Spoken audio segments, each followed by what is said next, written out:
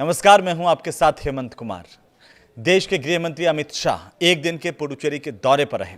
यहां पर उन्होंने कराईकल में बीजेपी के दीवार लेखन चुनावी अभियान की शुरुआत की है। इस दौरान अमित शाह ने दीवार पर कमल की पेंटिंग बना करके इस अभियान का आगाज किया। कार्यकर्ताओं में जोश भरा।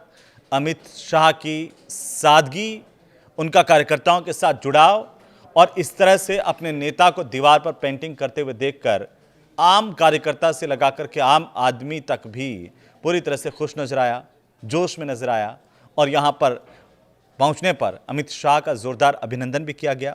इस दौरान देश के गृह मंत्री अमित शाह ने आगामी चुनाव को लेकर बीजेपी के पदाधिकारियों के साथ मंथन भी किया और इसके अलावा बूथ विजय अभियान की भी यहां से शुरुआत की है।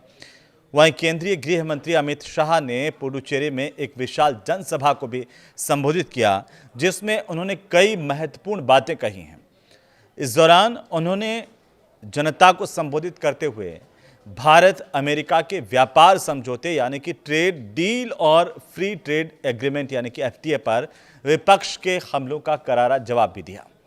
अमित शाह ने राहुल गांधी के उन आरोपों को सिरे से खारिज कर दिया जिनमें भारत अमेरिका व्यापार समझौते को किसानों और मछुआरों के खिलाफ बताया गया था। अमित शाह ने यहां पर यह स्पष्ट किया कि प्रधानमंत्री नरेंद्र मोदी के नेतृत्व में हुए इन वैश्विक समझौतों में देश के अन्नदाताओं और तटीय समुदायों के हितों को 100% सुरक्षा दी गई है। देश के गृह मंत्री अमित शाह ने कहा कि इस एफटीए और ट्रेड डील से हमारे किसानों का कोई नुकसान नहीं होने वाला। उन्होंने इसे विस्तार से समझाया, जनता के बीच में रखा और साथ ही उन्होंने यह भी कहा कि यूरोपीय संघ, ईयू, इंग्लैंड और अमेरिका के साथ किए गए ट्रेड एग्रीमेंट से सबसे ज्यादा जो लाभ है वो भारतीय मछुआरों को, यहां के किसानों को होने वाला है। उन्होंने राहुल गांधी को चुनौती दी, कहा राहुल जी समझौतों की बारीकियों को ध्यान से देखिए। मोदी जी ने किसानों और पशुपालकों को पूर्ण संरक्षण दिया है, नुकसान तो मनमोहन सिंह की सरकार के वक्त में हुआ था। साथ ही अमित शाह ने यह कहा कि इस एफटीए और ट्रेड डील से हमारे किसानों का कोई नुकसान नहीं होने वाला। यह भरोसा पुडुचेरी के लोगों को दिया, देश के लोगों को भी यहां से दिया। साथ ही उन्होंने यह भी कहा कि नुकसान आपके मनमोहन सिंह जी की सरकार के समय में किसानों को हुआ था। कई ऐसे वैश्विक समझौते किए गए जिनमें किसानों के हितों को बेच दिया गया था।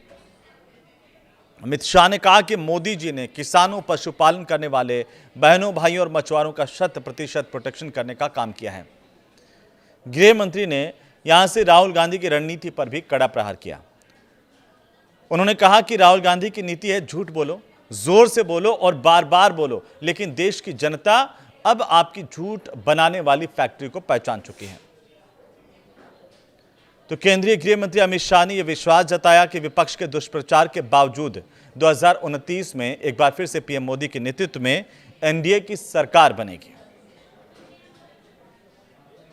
यह वीडियो आपको कैसा लगा हमें जरूर बताइए और इसे शेयर कीजिए। नमस्कार।